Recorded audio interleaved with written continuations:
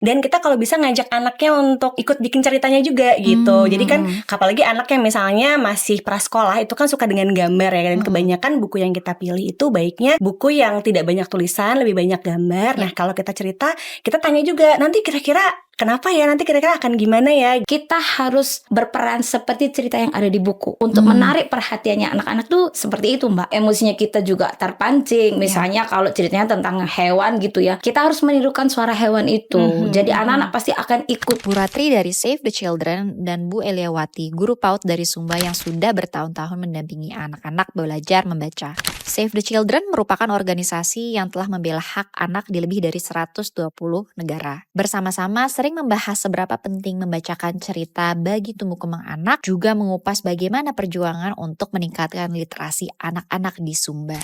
Berawal dari sekolah minggu, saya melihat anak-anak ini banyak sekali, tapi nggak ada sekolah. Jadi mereka hanya menunggu kapan umurnya 7 tahun masuk SD. Tapi tidak ada bekal sama sekali. Untuk kenal angka, huruf itu nggak ada. Tantangannya adalah waktu pertama saya masuk di Sumba ini Mbak, 2010. Yang aku lihat dan tiap hari itu saya menyaksikan banyaknya yang buta huruf. Orang tua nggak tahu baca. Terus abis itu yang hanya tahu baca anaknya, kakaknya kan, karena otomatis karena sekolah ya. Nah itu tantangan yang benar-benar membuat saya gimana anak-anak itu bisa baca, bisa mengenal huruf angka kalau orang tuanya buta huruf. Kita misalnya anjing, nah kita guk, kita ajak mereka gimana suara anjing. Jadi itu ketertarikan mereka. Itu sebenarnya teknik yang memang sudah cukup terbukti paling efektif gitu ya untuk mengajak anak menjadi lebih tertarik mendengarkan cerita.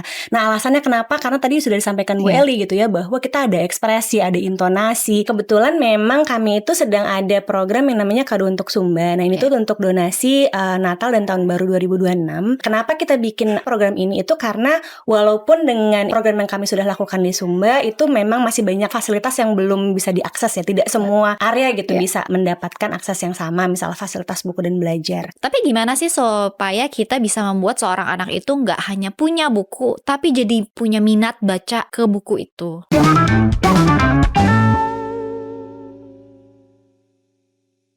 Welcome to Boss Mama Podcast, tempat kita berbincang seputar smart parenting, career, dan self-development. Nah, biasanya di era zaman sekarang, era dimana kita sebagai orang dewasa aja tuh penuh distraksi karena teknologi, gadget di sekitar kita. Membaca tuh menjadi suatu kegiatan yang harus diusahakan, padahal membaca itu manfaatnya tuh masih jauh lebih besar dibanding teknologi. Nah, bagaimana konteksnya kalau sama anak-anak gitu? Banyak sekarang dari kecil sudah terpapar dengan gadget, padahal membaca itu menjadi habit yang harus dari kecil kita tanamkan. Makanya narasumber kita kali ini aku mendatangkan seorang guru yang sudah mengabdi selama belasan tahun di Sumba. Ada Mbak Eli. Selamat datang Mbak Eli. Dan satu lagi ditemani oleh Mbak Ratri dari Save the Children. Selamat datang Mbak Ratri. Yang mana sudah banyak mengadakan program edukasi juga ya kepada anak-anak dari seluruh Indonesia. Apa kabarnya? Baik. Alhamdulillah. Oke. Nah, tadi kita bicara soal tantangan membaca di era sekarang ya. Seringkali kita menganggap membaca itu kegiatan yang berat nih, kalau apalagi untuk anak usia dini, karena kadang anak tuh suka kurang fokus, diajak baca lebih penasaran membaca yang lain. Tapi sebenarnya kalau mungkin aku tanya Mbak Ratri dulu ya, apa sih sebenarnya definisi dari membaca yang mungkin jarang kita lihat gitu, yang jarang kita suka kita overlook sebagai orang tua. Jadi kalau misalnya terkait dengan definisi membaca sendiri itu adalah kemampuan anak untuk memahami sebuah susunan kata dan kalimat ya. Jadi apakah memang anak ini pada saat dia melihat sebuah kata itu paham artinya apa gitu. Jadi dan juga dia juga memahami bahwa alur ceritanya itu akhirnya itu seperti apa sih. Jadi bukan cuma sekedar tahu bahwa oh ini itu cara bacanya adalah A atau kata apel gitu atau pohon gitu, tapi apa sih artinya? Nah itu salah satu definisi membaca itu sendiri gitu. Jadi hanya kadang kan kita cuma fokus kepada dia hafal nggak ya ini bendanya apel, dia bisa baca nggak ya, mungkin kalau lebih gede lagi ini tulisan apel. Tapi sebenarnya fokus ke story, pemahaman cerita juga ya. Betul. Nah, aku kan suka dengar istilah kalau membaca tuh beda ya, kalau cara membaca ke orang dewasa sama anak kecil. Kadang kita suka dikenalkan istilah read aloud atau membaca nyaring. Betul. Nah, Mbak Eli pengen tanya nih, kayak sebagai seorang guru yang mengajar anak-anak PAUD, menurut Mbak Eli bagaimana sih cara yang baik untuk kita membacakan sebuah cerita ke anak-anak, apalagi anak-anak dari kecil gitu? Gini Mbak ya, Mbak Sabrina, untuk baca itu memang untuk anak kecil tuh memang agak-agak susah ya. Tapi caranya adalah ada pendekatan dengan mereka. Kita ngobrol dulu dengan mereka, bagikan, yuk kita baca buku yuk, ayo sama ibu baca buku yuk. Jadi saya berusaha pendekatan dengan anak itu, bagaimana caranya kita membaca. Kita harus berperan seperti cerita yang ada di buku. Untuk menarik perhatiannya anak-anak tuh seperti itu Mbak. Itu Jadi makanya emosinya kita juga terpancing. Misalnya kalau ceritanya tentang hewan gitu ya, kita harus menirukan suara hewan itu. Jadi anak-anak pasti akan ikut.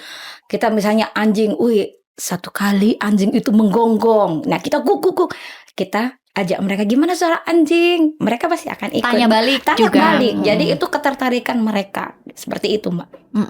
Nah, tapi suka nih tantangannya bagi para orang tua, misalnya ini aku udah mencoba bacain ke anakku, tapi dia cuma ngelihat 5 detik, dia beralih lagi, pergi kabur. Apa jangan-jangan anakku nggak suka baca ya? Nah, menurut Mbak Eli ini emang bisa kita asumsi secepat itu? Dan kalau itu terjadi, misalnya anaknya memang 5 detik nggak tertarik, sebenarnya itu apa yang sedang mereka pikirkan? Nah, biasanya anak kecil itu kalau kita cerita itu Mbak ya, mereka nggak tertarik dengan cerita itu, nggak sesuai dengan keinginannya dia gitu.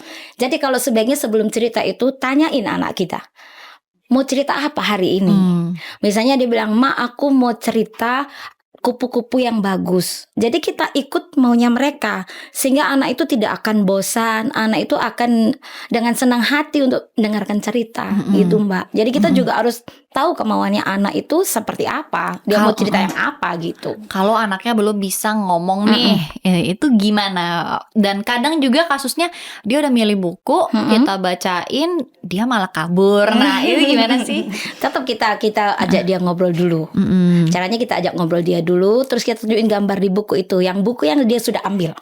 Yang dia sudah ambil itu kita buka, ajak dia, ada gambar ini, pasti dia akan tertarik. Karena itu yang saya lakukan. Oke, boleh diceritain nggak? Gimana Mbak Ratri? Enggak, aku cuma mau nambahin yang tadi yang read aloud itu sebenarnya teknik yang memang sudah cukup terbukti paling efektif gitu ya untuk mengajak anak menjadi lebih tertarik mendengarkan cerita.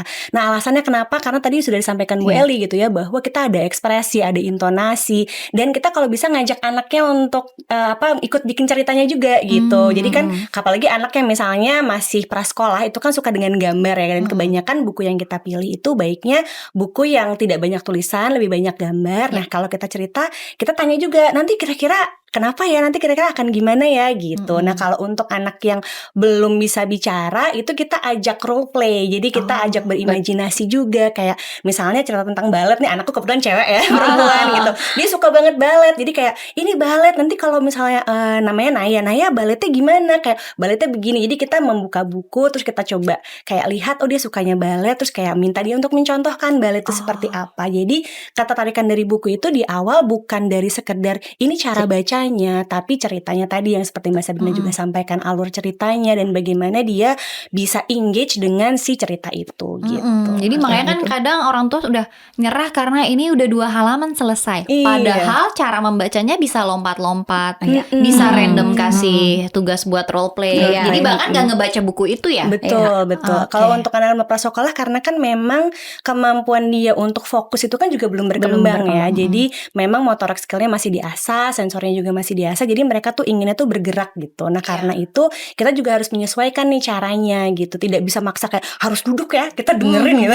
Jadi wajar dong kalau dia lari-lari, itu nothing is wrong. Wajar. Bukan berarti anak saya gak suka baca. Caranya kita aja yang mungkin harus disesuaikan dengan umur anak itu gitu. Nah ini aku pengen tanya nih, tadi kan read aloud nih memang sebuah teknik yang aku dengar bagus ketika kita praktekin itu ke anak ya, pakai intonasi, pakai emosi, role playing. Sebenarnya apa sih Mbak Eli ya yang terjadi pada otak anak ketika mereka sedang menyimak cerita yang kita sampaikan dengan read aloud? Jadi mereka tuh akan perhatikan ya Mbak ya. Itu perhatiannya mereka akan penuh. Terus ketika kita cerita, misalnya seperti tadi awal saya katakan kalau cerita tentang binatang, mereka tuh akan ngikutin suaranya, gerakannya pun mereka akan ikut. Jadi itu mereka akan fokusnya mereka itu memang ada anak yang belum bisa fokus gitu ya untuk dengerin cerita. Tapi dengan gayanya kita, dengan mimiknya kita, itu mereka akan tertarik dan itu akan ditiru karena anak kecil itu adalah peniru ulung. Anak kecil itu peniru ulung. Apapun yang kita buat pasti mereka akan ikut. Ya seperti itu. Paling aku nambahinnya cuman kayak anak itu kan dia lagi suka berimajinasi ya. Biasanya dia akan mengembangkan yang ada di dalam pikirannya dia adalah membayangkan apa yang kita ceritakan. Nah itu yang terjadi di dalam otaknya. Makanya kenapa tadi saat kita bercerita itu pronunciation-nya itu harus jelas gitu ya. Terus ceritanya juga jangan terburu-buru. Jadi pelan-pelan agar dia juga bisa mencoba membayangkan, memvisualisasikan apa yang kita ceritakan di pikirannya dia gitu. Nah, tips yang sering kita dengarkan adalah bacain anak minimal 5 buku per hari. Nah, 5 buku. Ya ampun, gimana caranya? 5 buku kan di pikiran kita kayak dari awal sampai akhir yang selesai dong. Padahal ternyata nyatanya ya 1 halaman depan tapi kita ekspor tuh gak apa-apa. Nah, jadi boleh gak nih tips kita ketika ingin membangun habit baca ke anak tuh sebaiknya kayak gimana sih? Apakah dengan berapa cerita per hari, berapa buku per hari, itu baiknya itu seperti apa? Mungkin Bu Eli udah ada ada tips. Kalau itu untuk metodenya itu Mbak ya, kalau menurut saya sih karena itu sering saya lakukan, sehari itu cukup 1 cerita aja. Oh sebenarnya itu sudah udah cukup. Karena apa? Imajinasinya anak itu akan berkembang, akan berkembang. Terus nanti dengan sendirinya mungkin Mbak Sabrina pernah lihat anak kecil yang lihat gambar itu terus dia ngomong sendiri kayak gitu ya. Terus kalau enggak pas dia lagi main itu mereka omong sendiri, itu lagi imajinasinya mereka tuh lagi berjalan, lagi mulai beroperasional. Jadi ketika kita cerita sehari itu cukup 1 kali aja dia cerita, waktu dia mau tidur itu akan terbawa oleh dia. Anak kecil itu akan terbawa. Jadi waktu main dia akan ikut cerita gayanya kita cerita gitu. Nanti kalau ketemu temannya juga, mamaku cerita ini loh gitu. Jadi seperti itu. Mungkin Mbak Rati mau nambahin? Mungkin kalau tambahan dari aku tuh konsistensi ya Mbak. Jadi kita udah bikin jadwal untuk anak ini kapan sih dia bisa expect untuk menerima cerita ini dari kita gitu. Jadi kalau misalnya tadi Mbak Eli bilang bahwa ceritanya pada saat mau tidur. Nah itu kita konsisten gitu bahwa memang jam sekian sampai jam sekian itu waktunya kita berimajinasi, mendongeng, membaca gitu. Nah jadi kalau tips dari aku sih mungkin kayak kalau misalnya anak itu udah memilih 2-3 buku, kita bisa kita coba ceritakan, tapi nggak harus semuanya tadi ya. Jadi kayak kita lihat kayak anaknya sendiri udah capek atau belum, terus kita kondisinya apakah sudah sesuai gitu ya dengan bahwa anak tuh sudah siap menerima cerita kita. Lalu kayak setelah itu ya udah kita konsisten bahwa kita baca selama sekian menit atau sekian kayak 30 menit, terus kita mulai kayak bagian mana kamu tertariknya gitu. Nanti itu kita mulai emphasize di waktu-waktu atau di cerita-cerita tertentu. Nah yang pasti tuh jangan memaksa sih, kayak pokoknya menurut teori 5 buku gitu harus 5 buku. Nah itu jangan gitu. Jadi biarkan kegiatan membaca ini menjadi kegiatan yang memang menyenangkan untuk anak dan ditunggu-tunggu gitu. Boleh nggak nih di-share prompt atau pertanyaan-pertanyaan yang bisa kita kasih ke anak ketika lagi bacain buku? Karena bacain buku kan gak sekedar cuma ikutin cerita setiap kata-kata sampai akhir kan. Kita harus kreatif. Misalnya aku dengar dialogue reading, kita tanyain ke anaknya, mana nih kucingnya di buku. Nah boleh gak share apa nih pertanyaan-pertanyaan yang bisa kita kasih ke anak, atau role play yang kita bisa lakukan untuk membuat proses baca buku tuh fun dan engaging? Kalau menurut aku sih kita umpan pertanyaan pemantik untuk mereka ya Mbak ya. Jadi ketika kita cerita, otomatis anak itu kan memperhatikan. Dari lihat gambar itu kita tanya, Adek, tadi Adek udah dengar cerita kan? Iya. Terus ini ada gambar apa sih Dek? Nah dengan otomatis anak itu akan menceritakan kembali apa yang sudah kita ceritain gitu. Jadi dengan lihat gambar dia akan tahu dengan sendirinya. Jadi pertanyaan pemantik itu kita tanya ke dia, Dek, tadi kan udah denger cerita, Mama udah cerita nih. Nah, kalau lihat gambar ini, adik tuh lihat apa sih? Nah, gitu. Otomatis mereka akan cerita, Mbak Sabrina. Dengan sendirinya itu dia akan bercerita. Hanya dengan lihat gambar, jangan salah tanggap. Anak kecil itu lihat gambar aja mereka bisa bercerita loh, walaupun mereka belum bisa baca. Dengan gambar aja mereka bisa cerita. Dengan imajinasinya mereka itu akan berjalan dengan sendirinya. Karena saya sudah melakukan itu di sekolah. Anak sendiri juga saya perlakukan seperti itu. Jadi itu udah terbukti banget Mbak Sabrina. Jadi dengan pertanyaan pemantik satu aja, ada lihat gambar apa, itu otomatis dia akan cerita gitu. Jadi lagi lihat gambar apa. Nah dari situ ada lagi nggak pertanyaan pemantik yang bisa kita kasih ke anak? Mungkin.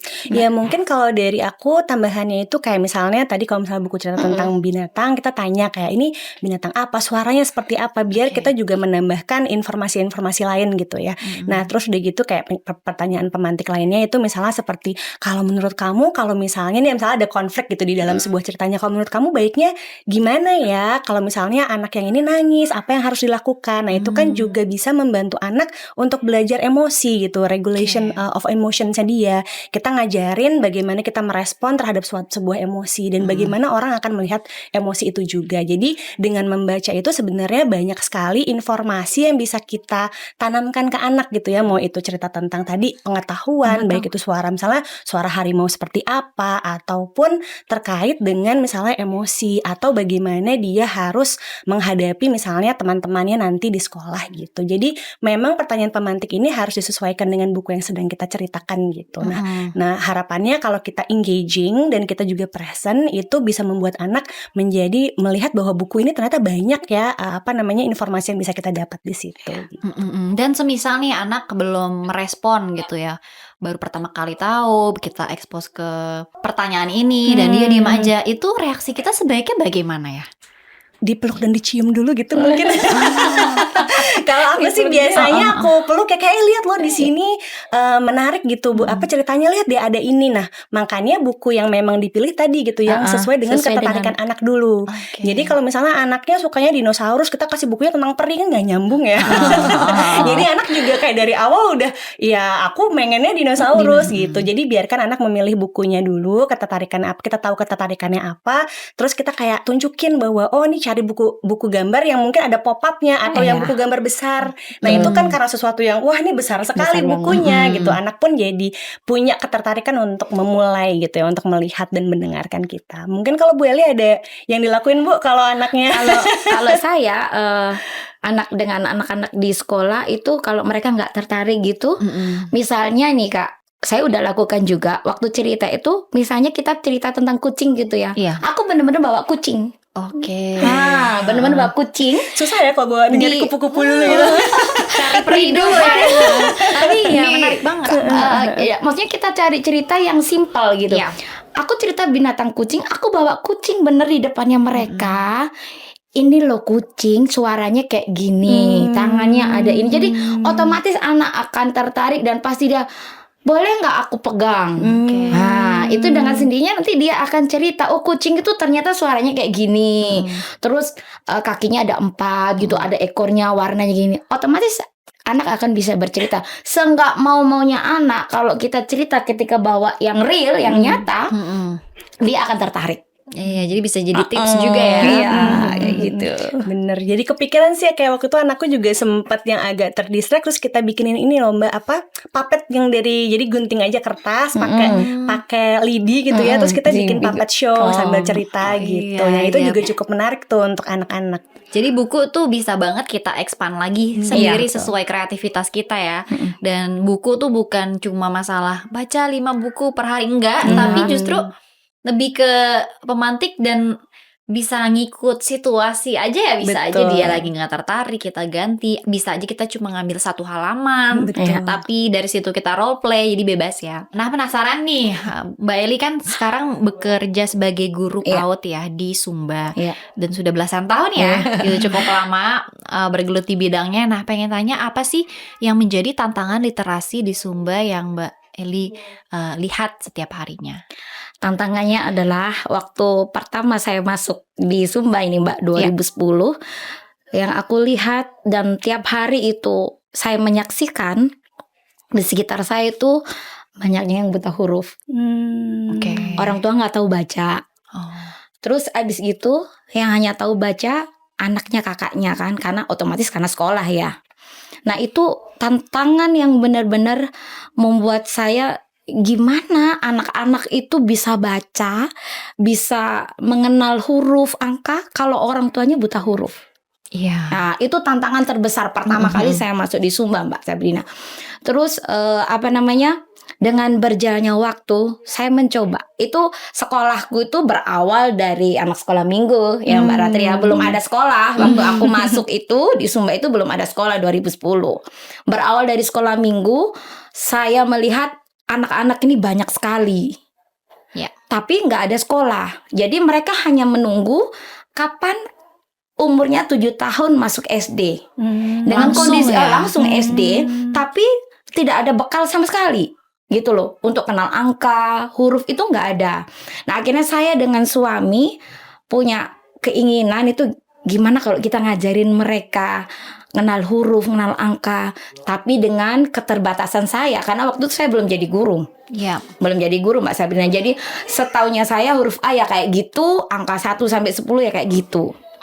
Nah udah, dengan cara itu setiap hari saya ajar mereka dengan suami, dengan keterbatasan yang pengetahuan yang belum saya mengerti bagaimana menjadi seorang guru yang baik. Begitu saya mulai. Nah satu ketika ada dari pemerintah tuh lewat di depan rumahnya kita gitu, di depan rumahnya saya lewat, dia mendengar kok ada suara anak kecil yang belajar A I U E O gitu, terus angka. Mampirlah beliau. Ini lagi ngajar Mbak Eli ya waktu itu. Lagi belajar sama mereka, lagi ngajarin mereka. Terus mampirlah mereka, loh di sini ada sekolah. Oh bukan sekolah ini Bu. Ini hanya sekolah minggu aja. Saya hanya ngajarin mereka bagaimana mengenal angka dan huruf. Itu Gitu. anak-anak berapa umurnya? Umurnya 3 tahun sampai prasekolah ya. prasekolah, bahkan sampai ada yang mau masuk ke SD kan, mau 7 tahun gitu. Jadi ngenalin mereka gitu.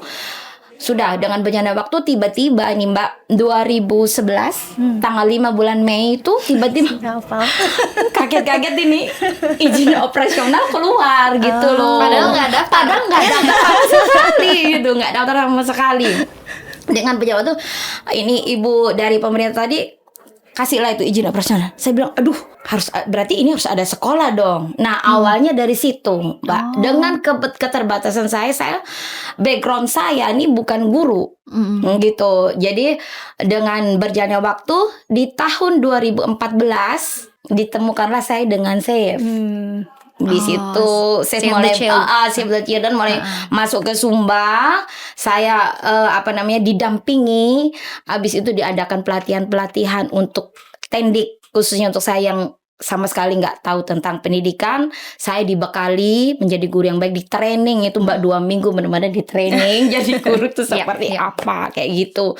Jadi udah berjalan seperti itu. Terus yang lebih spesifik lagi tuh yang aku suka itu adalah adanya kelas orang tua.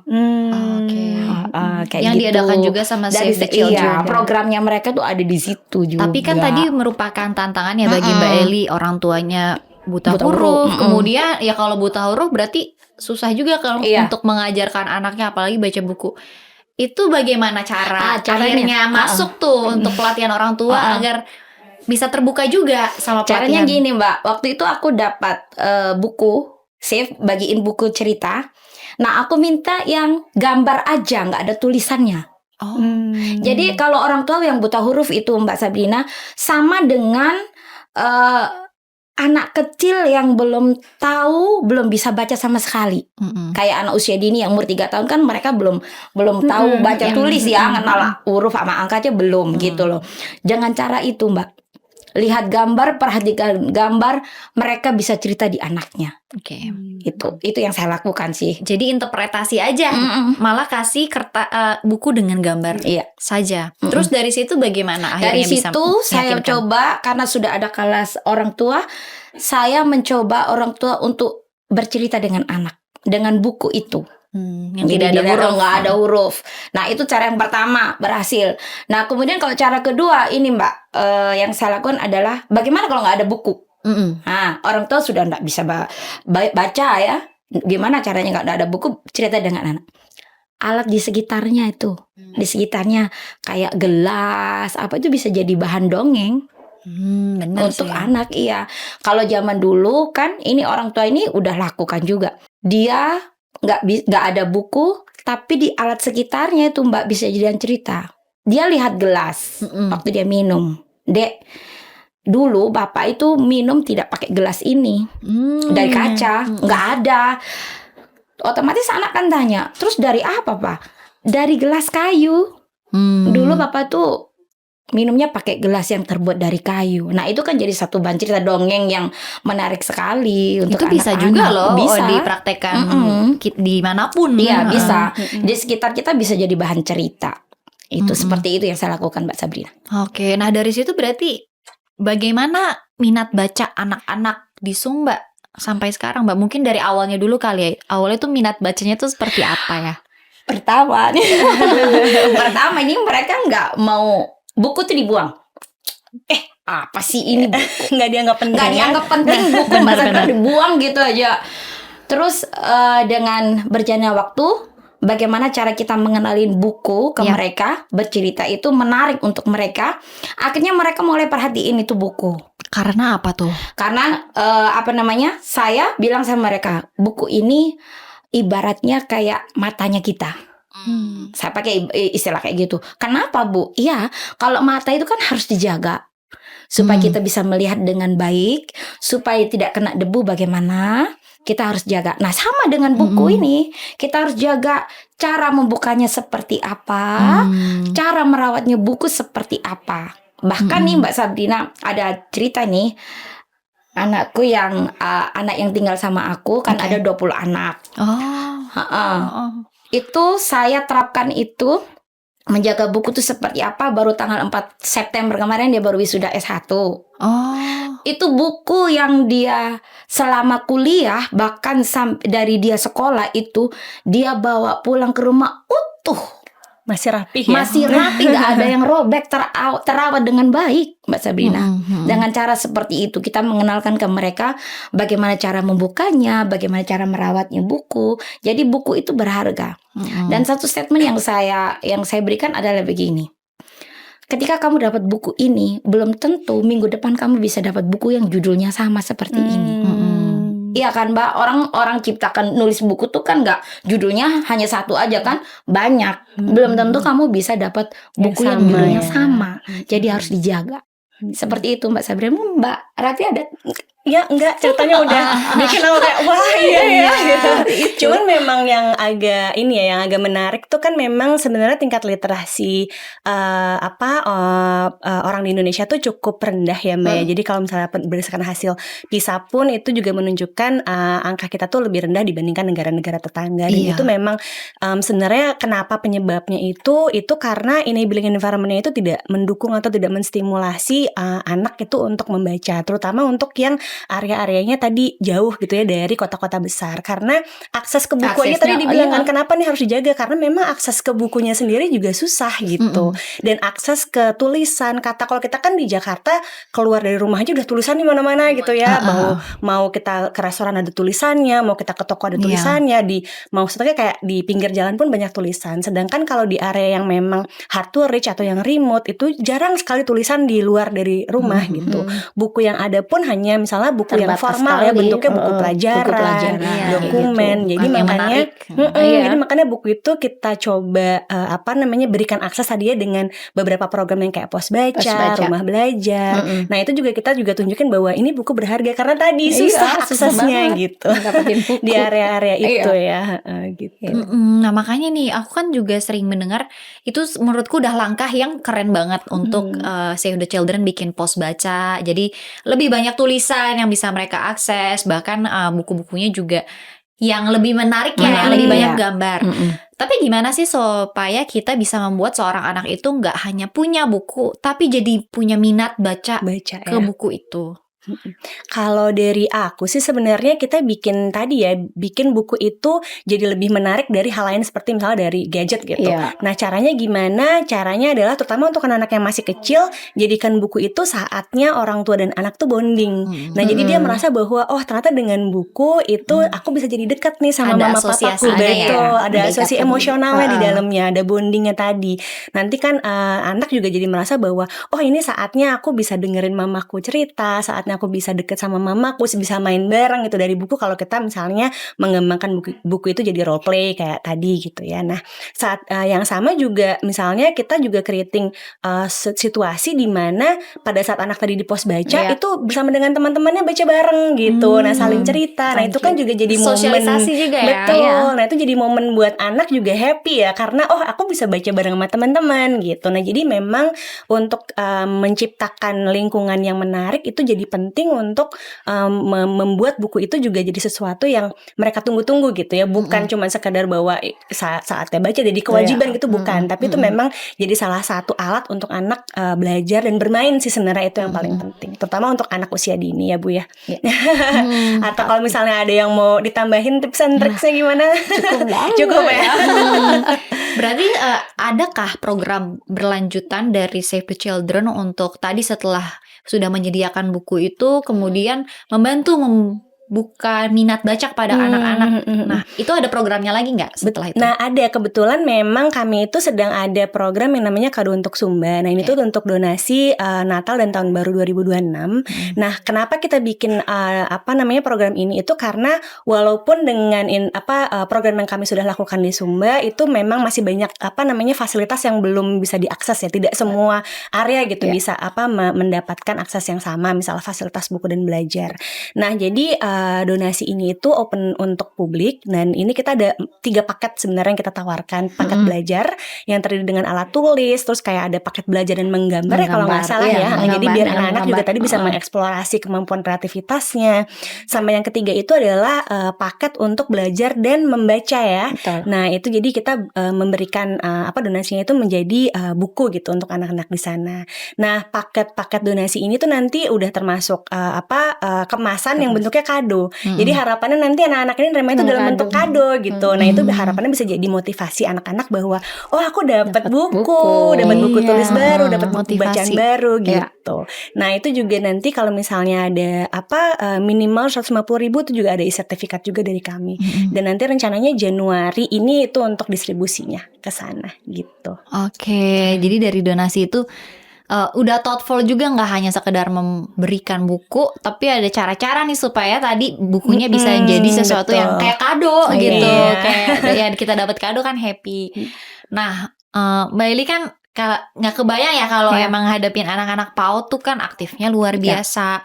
Tapi di saat yang bersamaan otaknya lagi berkembang pesat. Nah, gimana sih cara kita menghandle anak-anak toddler yang lagi aktif-aktifnya gitu, terutama untuk biar mereka tuh punya semangat minat belajar yang tinggi gitu. Oke. Hanya satu Mbak Sabrina, kedekatan. Kitanya harus dekat ya. Gitu. Pokoknya dekat dengan anak-anak bukan berarti kita hanya dekat badan gini kan, enggak. Maksudnya ada ikatan batin gitu dengan mereka. Jadi caranya kita sebelum melihat anak itu aktif, seaktif apapun anak itu, kita punya cara. Contoh nih ya Mbak ya, di kelasnya saya ada anak yang paling aktif sekali. Kalau kita cerita dia juga aktif, lari-lari, nggak mau diem gitu, kan kayak ganggu temennya ya, lagi konsentrasi dengar cerita gitu ya. Sangat umum terjadi. Jadi itu saya punya trik, anak itu saya libatkan. Jadi kalau kita punya anak aktif itu, libatkan dia ketika kita melakukan sesuatu. Contohnya kalau di sekolah itu, ketika kita mau belajar dengan mereka, mengerjakan LKA begitu ya, mau bagiin kertasnya atau krayonnya atau pensil, kita libatin dia, kakak yuk bantu ibu yuk, gitu. Jadi ketika dia bagiin itu, otomatis keaktifannya dia bermanfaat, lebih bermanfaat kan, karena ada salurkan. Nah, dengan sendirinya otomatis anak itu nanti kalau sudah selesai bikin kan, dia belum dapat nih, pasti ini, ibu saya belum dapat nih bu, oh kakak juga mau, iya. kita kasih juga bagiannya dia. Jadi itu anak itu pasti akan diam, dan itu udah terbukti saya lakukan di sekolah. Nah, Kayak gitu. Cuma sayangnya kan kalau anak terlalu aktif kadang ada yang memilih untuk ya udah kasih gadget aja nih supaya dia kalem, supaya dia mau makan, supaya dia lagi biar gak heboh lah, biar gak mengganggu sekitar. Cuma solusinya malah memberi gadget kan.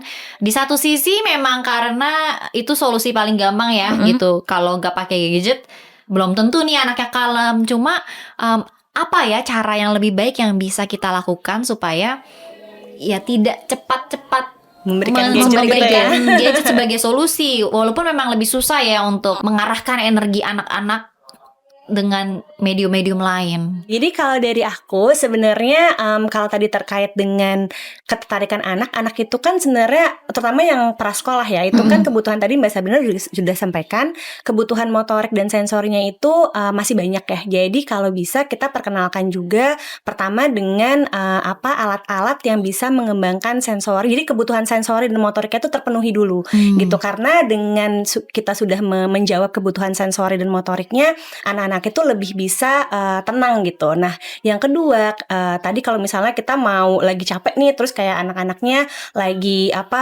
agak rewel atau lagi pengen perhatian orang tuanya, yang paling mudah adalah misalnya kita ajak gambar. Jadi kita salurkan misalnya dengan cara kayak yuk kita gambar gitu. Nah, anak-anaknya yang kita duduk menemani mungkin sambil istirahat, anak-anaknya melihat diberikan kayak alat untuk menggambar dengan warna-warna yang menarik gitu misalnya. Terus kalau misalnya dia tetap mau membaca, kita pilih bahan bacaan yang mungkin tidak terlalu panjang ceritanya. Nah, nanti kalau misalnya kita pengen juga membuat dia jadi tertarik, minta dia yang ceritakan. Kayak misalnya buku yang udah pernah kita ceritakan sebelumnya, minta coba kakak yang ceritain.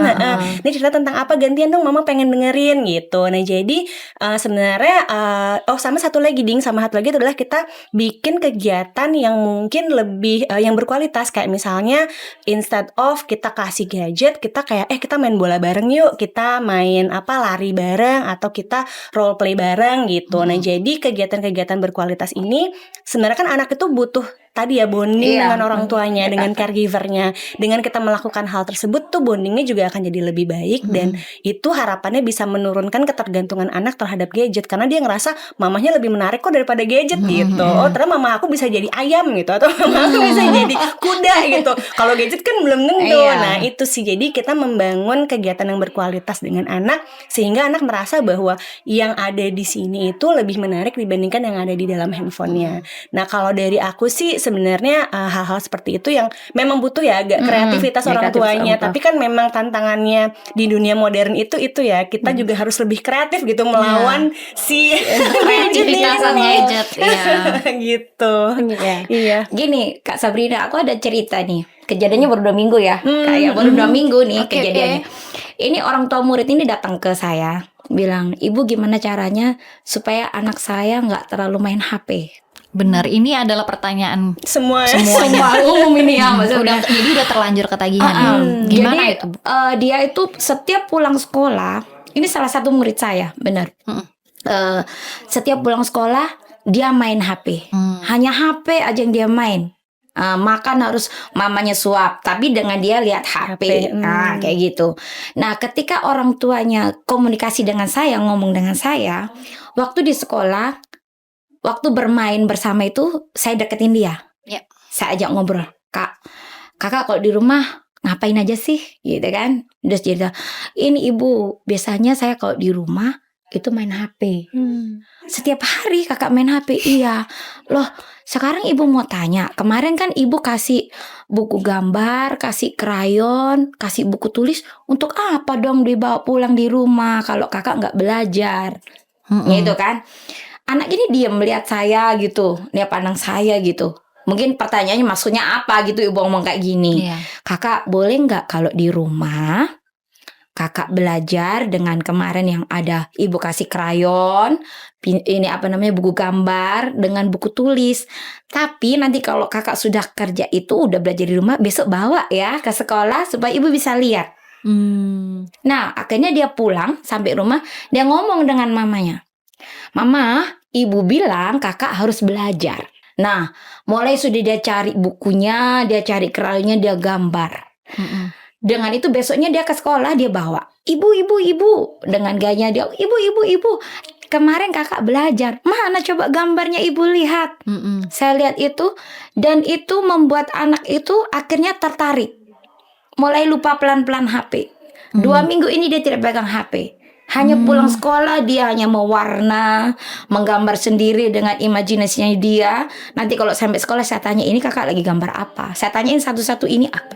Oke. Seperti itu. Berarti pelajarannya apa tuh dari situ? Itu motorik halusnya dia, motorik kasarnya dia mulai berkembang. Dan role model juga role sih model menurut juga. saya. Dan sepertinya karena dikasih tujuan, nanti bawa lagi ya ke sekolah biar ditunjukin ya. Jadi nggak hanya sekedar dengan nasehatin, Iya. kamu harus belajar ya, titik, tapi Nggak ada gitu. kelanjutannya. Kelanjutannya. Jadi kita kasih motivasi si anak. Oke, benar.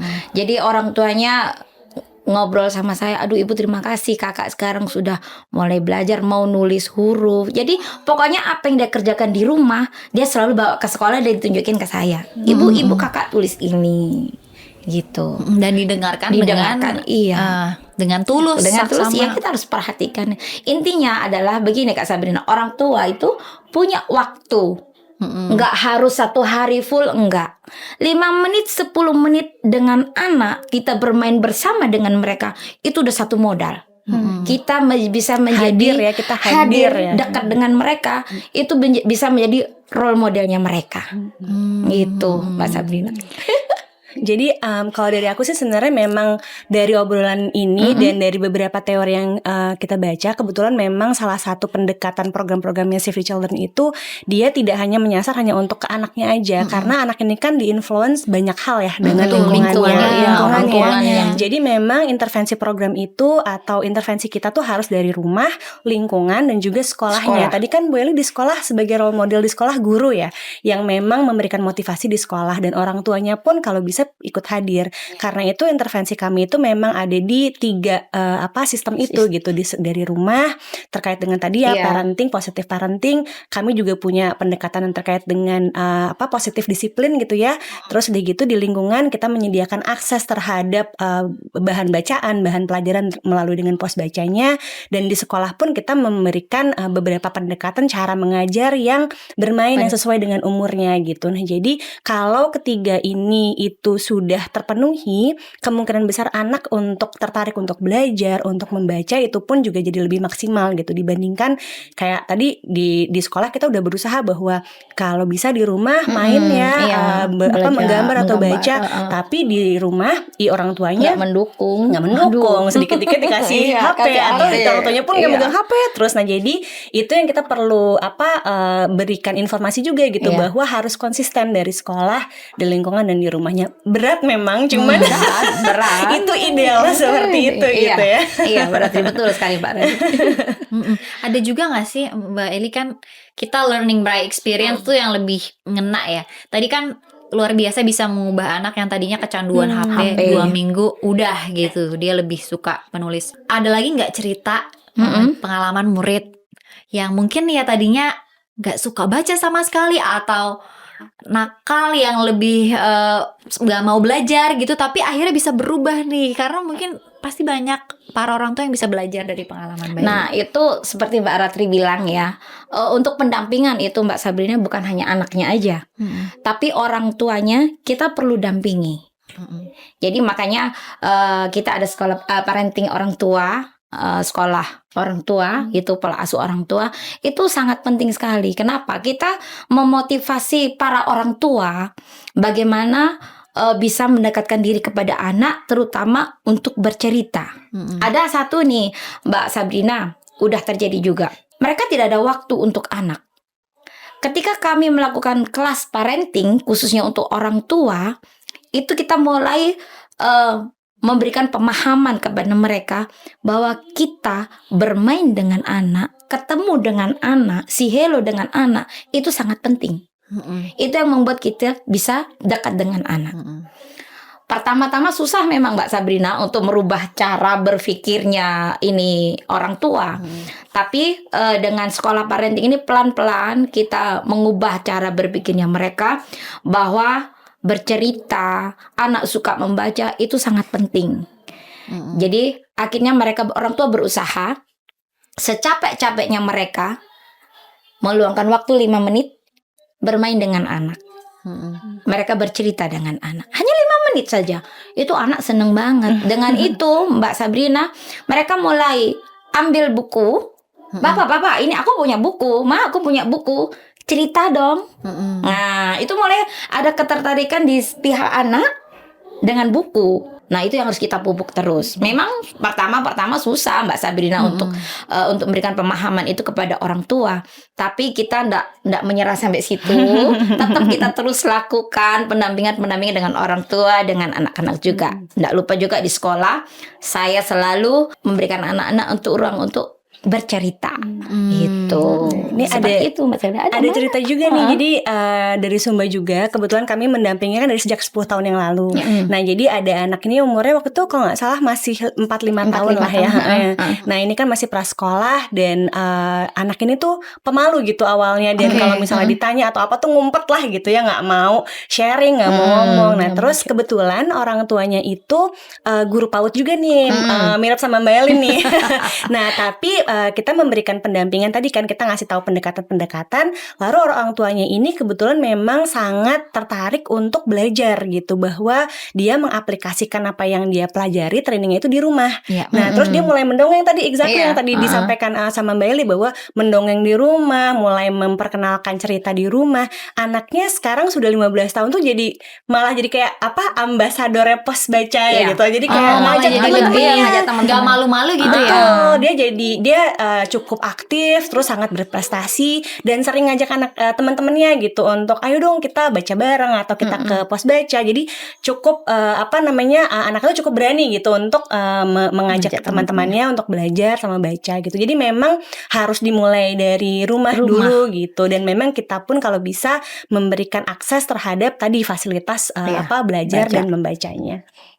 Dan berarti apa aja sih manfaat yang bisa terasa bagi anak dari baca buku dan membangun kedekatan tadi? Karena tadi kan aku lihat manfaatnya bukan cuma sekedar anak jadi bisa baca, ya anak jadi suka baca buku, tapi dia jadi lebih independen, dia jadi lebih terbuka, nggak malu-malu, percaya diri ya. Apalagi manfaat yang bisa dirasakan oleh anak-anak. Berarti mungkin boleh.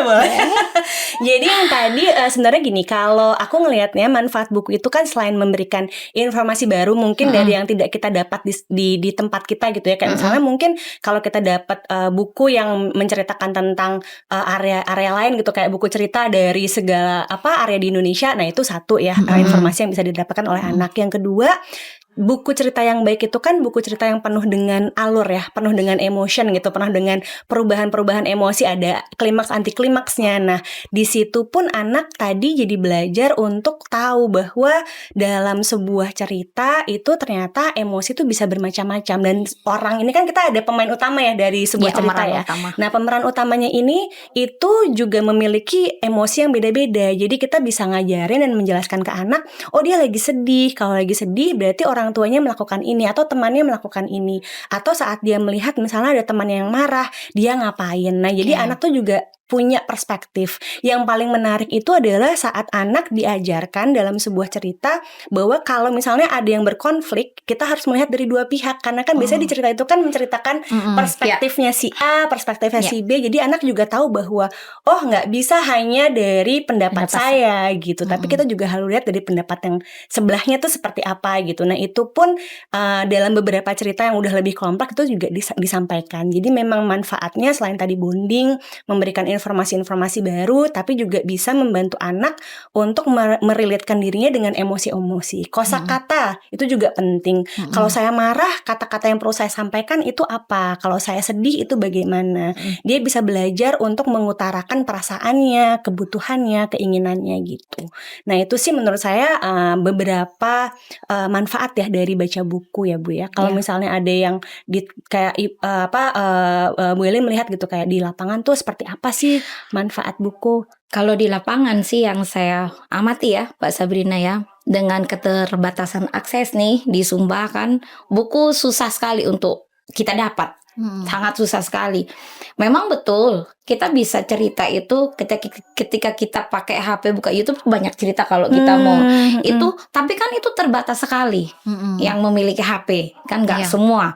Memang udah zaman modern, tapi itu sangat terbatas sekali. Gimana caranya? Nah, waktu anak-anak tadi seperti Mbak Ratri bilang, buku cerita apa. Nah, yang mereka utamakan adalah buku pelajaran sekolah. Terutama mereka harus tertarik dulu. Harus nyenengin itu pelajarannya, bukunya. Dengan begitu mereka akan mencoba untuk merawat itu buku. Dan ini udah terbukti seperti tadi di awal saya bilang Mbak Sabrina bahwa anak saya yang barusan wisuda kemarin tanggal 4 September itu bukunya itu benar-benar bersih, nggak ada coretannya, nggak ada yang robek sedikit pun, karena mereka mulai belajar bahwa manfaat buku ini sangat besar. Dari sejak dini kalau kita mengenalkan mereka bahwa buku itu penting, buku itu sangat bermanfaat, otomatis itu akan terbawa sampai mereka usia dewasa sampai ke depannya jangka panjangnya itu akan terbawa terus gitu Mbak Sabrina. Oke. Dan boleh diceritain gak nih berarti program-program apa aja sih yang dilakukan di Sumba untuk ya tadi solve masalah-masalah kurangnya minat baca di Sumba sehingga akhirnya itu bisa menjadi lebih sustainable, lebih banyak anak-anak yang minat baca dan balik lagi punya semangat belajar yang tinggi. Ya, jadi kalau dari kami programnya tadi ya kita mencoba mengintervensikan beberapa kegiatan di level rumah ya. Jadi kita memperkenalkan tadi terkait dengan bagaimana sih positive parenting itu, bagaimana memperkenalkan buku, mendongeng gitu ya dengan mungkin nggak hanya buku tapi hal-hal yang lain. Lalu di sekolah di lingkungannya pun tadi kita misalnya bikin yang namanya pos baca di mana semua anak bisa mengakses ya pos baca itu atau rumah belajar Sumba ya. Jadi di mana anak-anak itu punya akses terhadap fasilitas materi, buku bacaan dan alat pembelajaran. Untuk regulasi itu kita juga ada intervensi di level sekolah, di level dinas gitu ya untuk memastikan bahwa ada support lah dari pemerintah gitu. Nah, selain itu tadi follow up-nya kegiatan-kegiatannya tadi dengan misalnya beberapa program-program donasi yang dari yang kami buka untuk publik juga untuk membantu memberikan akses terhadap fasilitas materi, buku dan juga buku bacaan dan juga alat pembelajaran. Gitu. Karena kan pasti anak-anak ini butuh variasi ya dari buku bacaan gitu. Tadi biar wawasannya juga terbuka. Tadi kalau Mbak Eli bilang bahwa buku itu matanya anak-anak itu mata dunianya juga gitu, bahwa dunia itu besar gitu, bahwa banyak sekali cerita-cerita lain di luar sana yang mungkin bikin dia jadi ingin mengeksplor ya, jadi punya motivasi. Nah, itu program-program yang kami coba bangun gitu ya untuk memastikan bahwa kita creating nih lingkungan yang ideal untuk anak-anak tertarik belajar dan membaca, orang tuanya pun paham, pendidiknya pun paham, tapi juga kita juga menyediakan akses-akses terhadap materi-materi itu gitu biar mudah gitu untuk mereka membaca dan belajarnya. Nah, ini jadi pertanyaan untuk pemilihan buku ya. Kadang kalau kita ngasih ke anak tuh biasanya kita prioritasin kasih buku yang kayak gimana dulu sih supaya tertarik gitu. Ada panduannya gak sih? Mungkin ini kan buat orang tua yang ingin membeli buku tapi mulai dari mana ya idealnya? Kalau buku kita sesuaikan dengan usia anak ya Kak Sabrina ya. Kalau untuk usia anak yang umur 3 tahun sampai 5 tahun itu lebih banyak gambarnya. Tulisannya jangan terlalu banyak karena mereka belum bisa membaca kan. Jadi mereka lihat gambar itu, mereka bisa bercerita. Dan apakah ada bedanya gambarnya ini gambar real, foto dan gambar kartun itu udah nggak apa-apa kah kartun dan seberapa kompleks gitu biasanya? Kalau bisa sih cari buku yang real ya. Contoh kayak binatang yang benar-benar gambar kucing gitu, sesuai dengan kenyataannya gitu di sekitarnya. Kalau kucing ya benar-benar ada kucing kayak gitu Mbak Sabrina. Kalau kartun kan banyak ya takutnya anak-anak belum bisa membedakan kan ya imajinasi dengan reality gitu. Kalau untuk anak prasekolah memang disarankan adalah yang sesuai dengan gambar nyatanya atau bentuk nyatanya gitu. Dan memang tadi betul kalau bisa dia tulisannya yang besar, ceritanya tidak menjelimet gitu ya, nggak rumit. Nggak rumit. Dan kalau misalnya untuk anak-anak yang misalnya lebih kecil lagi itu kita cari buku yang agak besar. Jadi jangan buku yang kecil-kecil. Jadi buku yang agak besar itu karena dari bukunya besar aja udah cukup menarik perhatiannya mereka gitu. Nah jadi mungkin tips pertamanya tadi tergantung umur. Kalau misalnya memang udah umurnya sudah agak lebih besar, kita bisa tanya mereka tuh tertariknya apa. Nah pada saat mereka sudah menyatakan tertariknya apa, kita cari buku-buku yang memang sesuai dengan umurnya, yang gambarnya real, yang tulisannya nggak terlalu susah. Tapi sudah punya kompleksitas, karena takutnya kalau simpel-simpel bosen juga gitu anak-anak kayak lebih ceritanya ceritanya bosen. kok gini-gini aja gitu. Oke, nah ini juga sambil kita menuju ke pertanyaan-pertanyaan di akhir nih. Tadi kan positive parenting.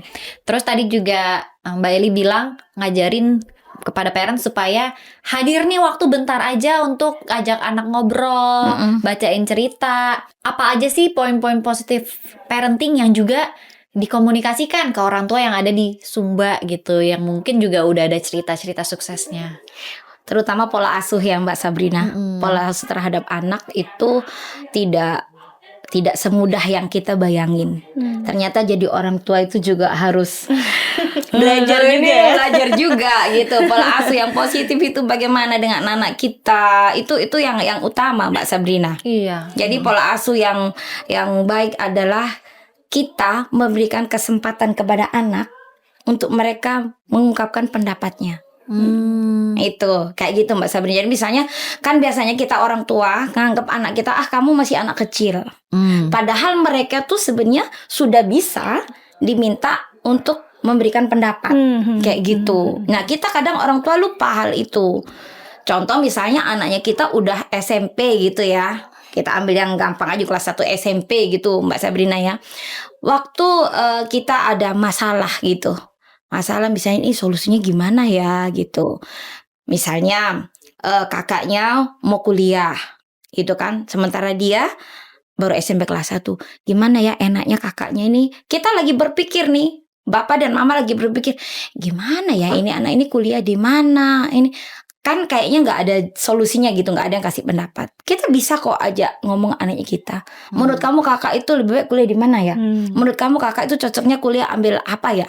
Bisa kok mereka ngasih pendapat. Dan itu udah terbukti. Saya sendiri dengan anak saya. Anak saya yang pertama sekarang udah kuliah semester 3. Waktu dia belum kuliah saya sempat bingung, anak ini kuliah di mana enaknya ya? Karena harus keluar dari Sumba kan Mbak Sabrina. Saya minta pendapat sama anak yang nomor 2. Biar mah kakak itu cocoknya di Jawa aja. Pasti kakak bisa mah. Adik yakin kalau kakak kuliah di sana pasti bisa. Dan ya bersyukur bisa dia bisa lewatin itu. Nah itu kan kadang-kadang kita orang tua ini anggap sepele anak, kamu masih SMP juga mau minta pendapat, apa yang kamu kasih. Padahal itu sangat membantu kita. Ketika kita tidak ada solusi, anak kita bisa memberikan pendapat Dan mereka merasa didengarkan. Iya. Dan itu bisa sedini mungkin ya. Sedini mungkin. Untuk murid-murid PAUD bisa juga gimana bisa. itu contohnya? Jadi kalau contohnya kayak gini, misalnya dia mau beli es gitu ya, mau pingin makan es yang biasa, es lilin itu, tapi dia tahu kalau dia nanti makan es itu batuk.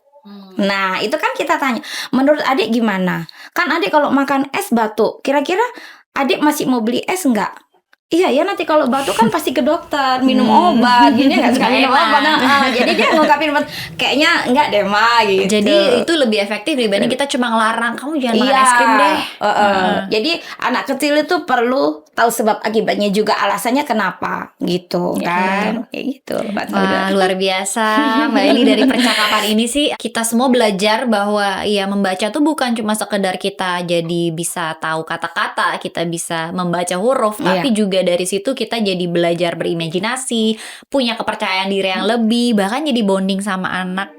Dan orang tua dan lingkungan ini sangat berpengaruh ya. Makanya dari program Save the Children itu nggak cuma fokus kepada anaknya, fasilitas bukunya, tapi juga lingkungan sekitarnya. Dan ya mungkin teman-teman di sini bisa ikutan ya kalau mau membangun Sumba dengan literasi yang lebih baik dengan program Kado untuk Sumba ya. Iya betul. Iya, ya mungkin bisa ditambah ada apa lagi nih, gimana supaya teman-teman bisa terlibat, Mbak?